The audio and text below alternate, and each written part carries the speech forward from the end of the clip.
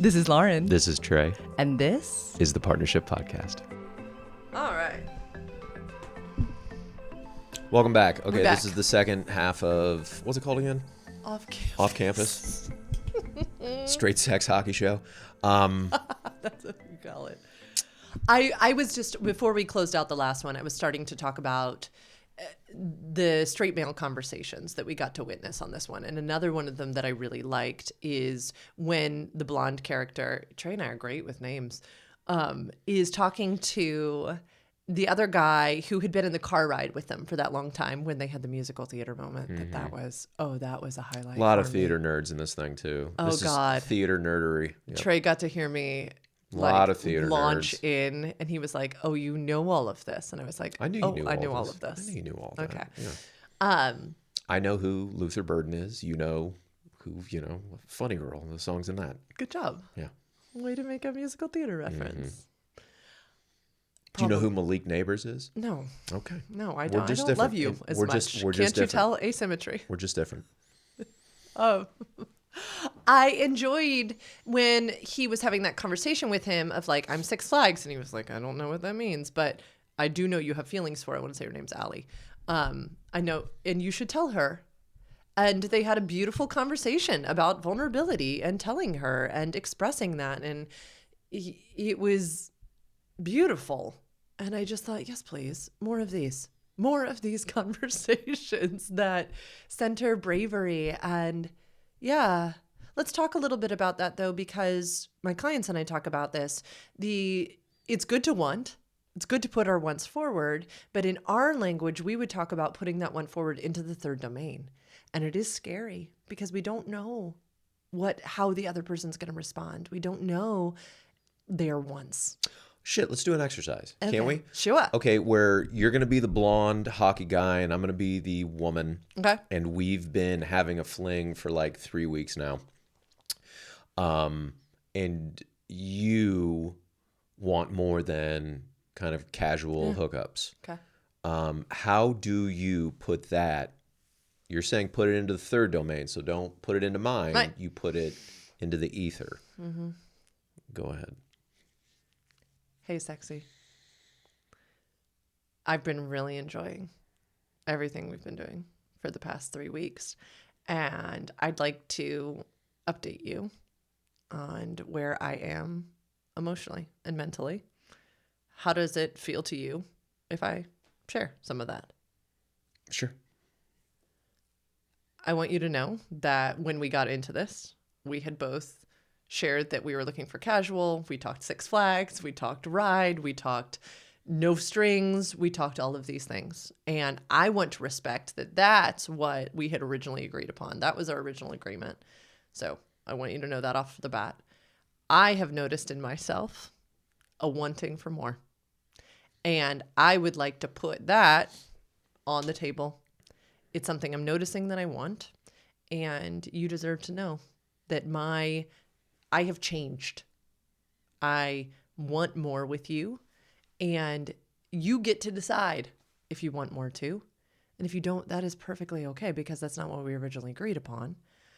And I am going to need to be mindful over here if I can continue to stay in Six Flags. If I can continue to be the ride, I need you to hear me again.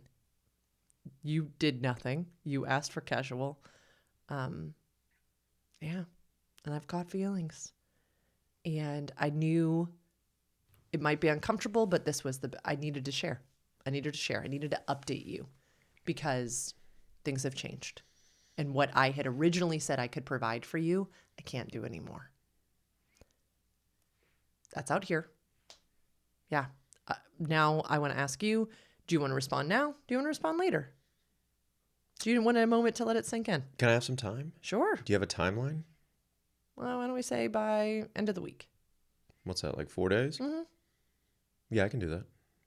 Great. If you have any questions too, feel free to ask. Like what, because I haven't shared, what I'd want relationally or anything like that. But you just take a minute to sit in the new information. But feel free to ask questions. Now or later. Can I just share like what I'm feeling in my body? Sure. I just got out of like a 2.5 year on again, off again thing, where like my person wants like to move to Vermont. He wants to start doing insurance and he wants me to have kids and babies and like he wants our life charted out. I don't want to live that life. I just got an agent.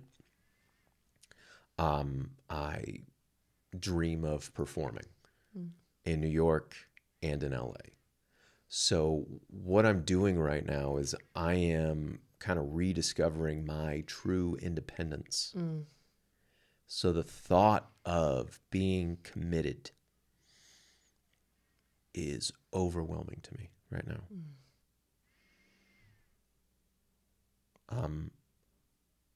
Yeah, I don't think I can provide that. And like, you're wonderful and I love our dynamic and I can totally see myself with you. That's terrifying. At this time, and it's nothing you've done. It's just where I'm at. And I forgot to put the trash out. I can hear the trash truck coming down the street. Damn it.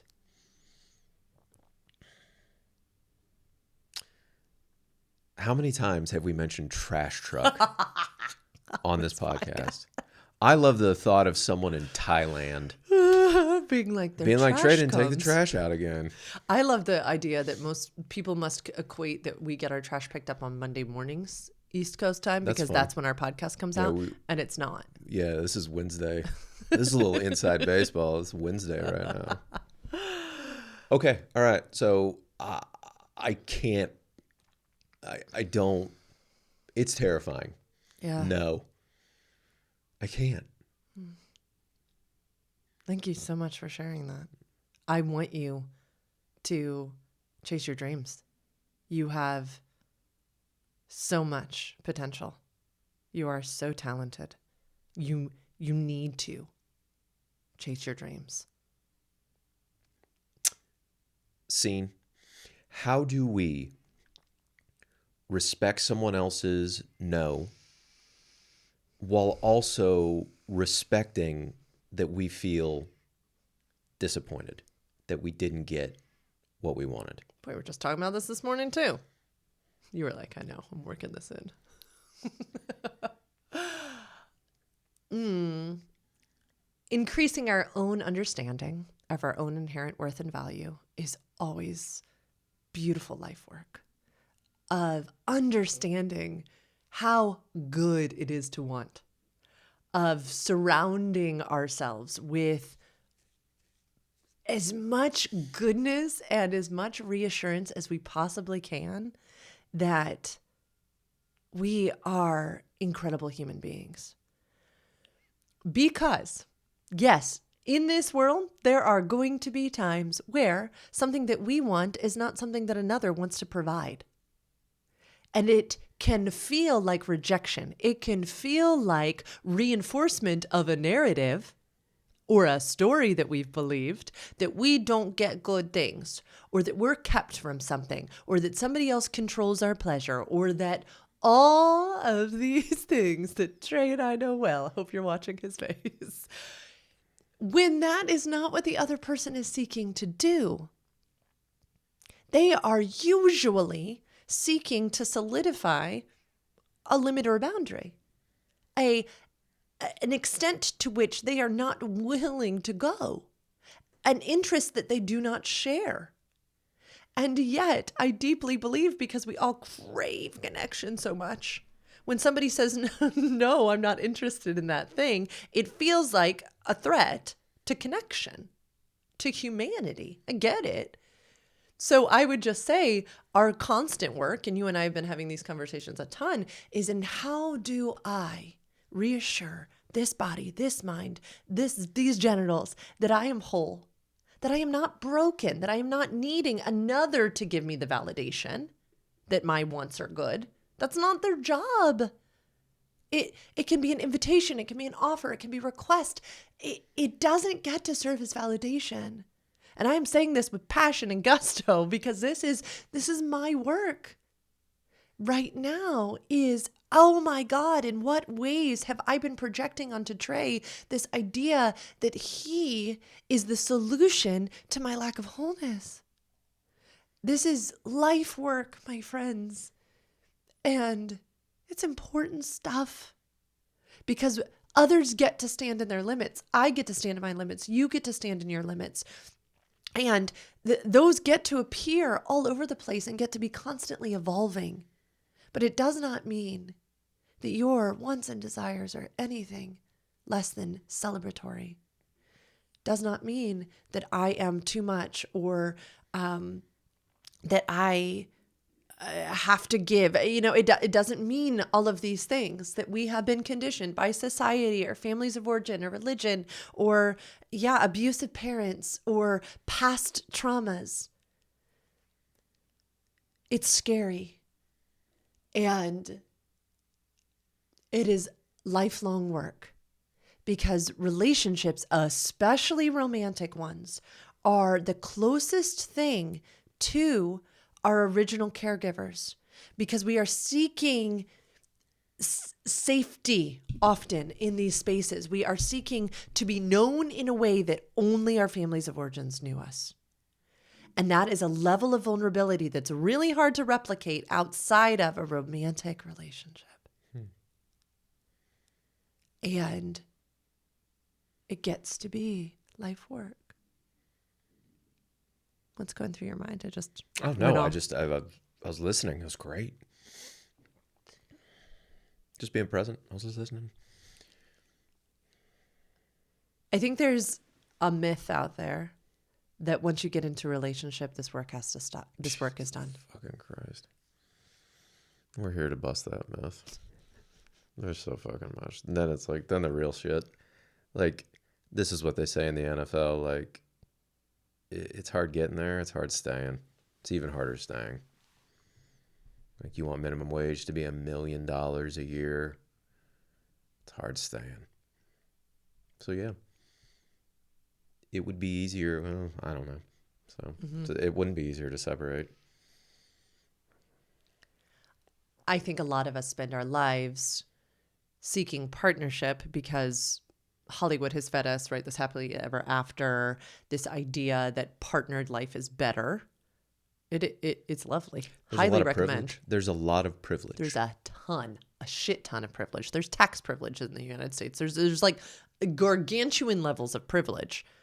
What I think is often believed, though, is that, okay, once you've gotten this thing, acquired this thing, you can kind of like sit back and relax. And yeah, that's what I guess this entire podcast is here to bust, is this myth that the lessons that we get to be learning in our single experience don't also have to continue to be learned inside a partnership.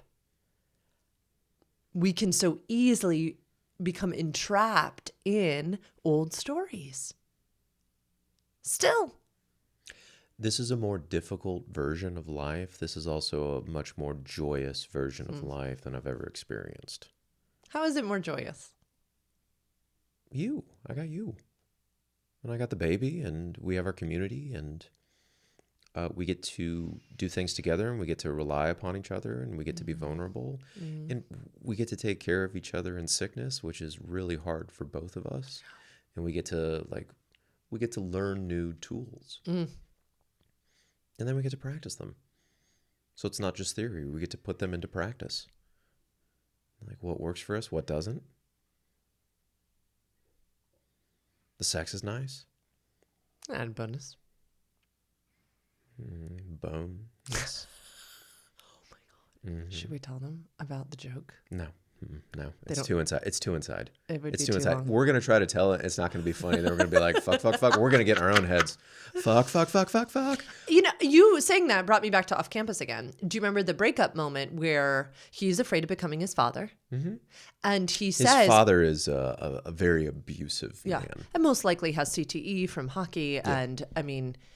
was most likely abused himself. Yeah, fucked up. And he's also a Hall of Fame hockey player, too. Yeah, and so that is a fascinating dynamic that I really enjoyed there, too, is the boundary that he is consistently trying to figure out. And that is masterful, because he wants to give his, be open to his father healing and becoming, and then gets very clearly shown that that is not happening, because he can see that the man that his dad's now engaged to is also being hurt by him.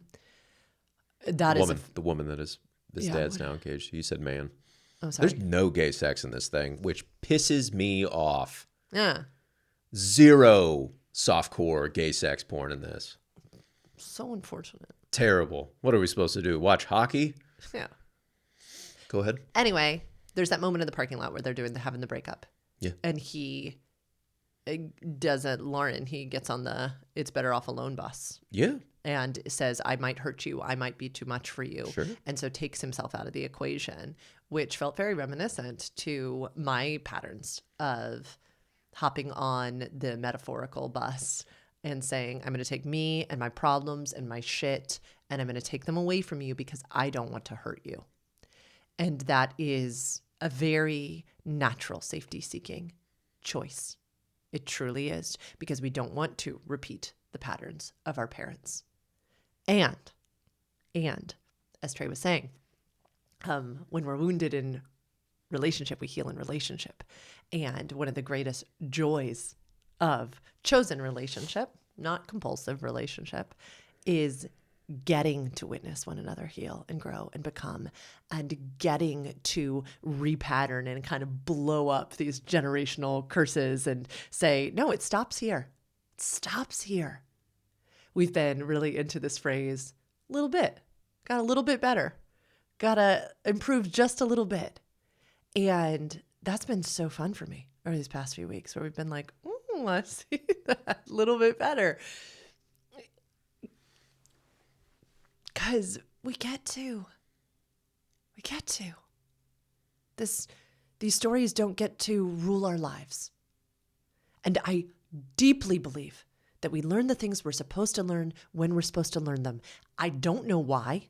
I have a belief that it most likely is because we've healed enough to attend to the next level, and that gets to keep happening our entire lives.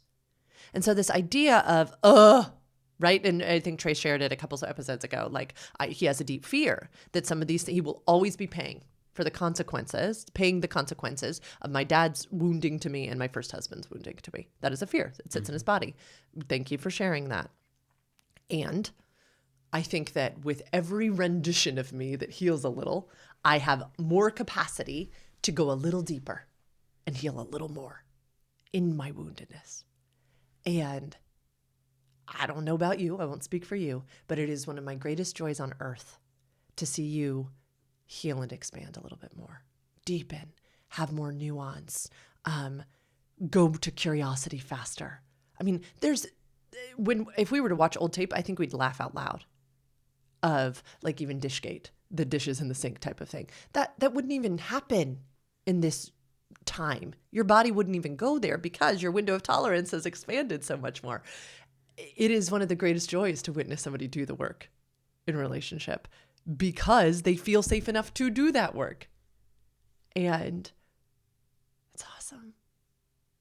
It's really awesome. It is joyous. It's really joyous. And it takes, so much compassion, so much curiosity. That's the thing that goes first when we feel threatened. Compassion and curiosity? Mm-hmm. Curiosity mostly. That's why it's a muscle. Yeah. To default to curiosity. Oh my God. It's the thing I want for Christmas. Anything else, baby?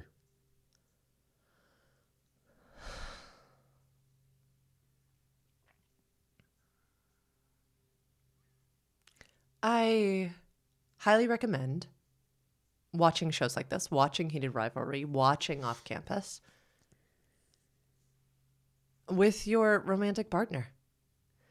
It brings up sexy conversations. Oh, we haven't even mentioned that it did turn us on. We did have great sex. When we paused,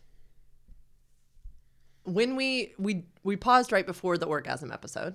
She said, I want you to give me an orgasm. We had watched a couple episodes that evening or something. And it definitely does its magic. Watching erotic material, even if it's softcore, is a surefire way to send signals to the brain of, oh, sexy context. And for people with responsive desire, which so many people in female bodies experience, it is a turn on. So I do recommend watching shows like this together because it puts us in a sexy frame of mind. And that is good for us. It really is. Watch your horror shows, watch your murder docs, watch your whatever you want to. That's fine. It just doesn't necessarily do what shows like this do, which is showcase attraction plus obstacle equals excitement. It allows for silly inside jokes, but it also just serves as erotic material. And I wonder how many of our audience members would agree and say, oh yeah, I felt horny. I came on to my partner because of watching shows like this. That is how people with responsive desire, that's how we work. And there's nothing shameful about it. And if you are a person with responsive desire, I think it is a really fun erotic hack to know what turns you on, what puts you in a sexy frame of mind. Because there's nothing wrong with us when we don't experience spontaneous desire like many people with penises do. We just get to know our own pleasure hacks of, yeah, I should watch a show like this, or I should read some smut, or I should, take a bath. There are many different things because we're entitled to pleasure, not because we need to give our partner pleasure, but because it's for us and it's good for us. And just because it's not spontaneous in our bodies doesn't mean that it's not great for us hormonally and relationally and emotionally. I'm on a roll today. Yeah. Any final takeaways from the show for you? No. Yeah. I know it was not your favorite and best produced show, but thanks for watching it with me. Like, thanks. There were a few dialogue moments that you and I were like, who wrote that? Who put that in a script? I'm sure on paper in a book it translated just fine. Didn't translate on screen. But we've been laughing. Thank you for watching it with me and for spending 2 entire episodes talking about Off Campus. You're welcome. Thanks for coming to this episode of the Partnership Podcast with Lauren and Trey. Take what you like, leave the rest. You have a right to informed decision-making and self-determination. These are our opinions and our opinions only. If you want to talk to somebody about building up your team, about relational dynamics, about any of the stuff we talked about today, you can go to sexedforyou.com/free consults, submit a request, and you and I can chat about what you're looking for and how I work with clients. Have a wonderful rest of your day. Bye-bye.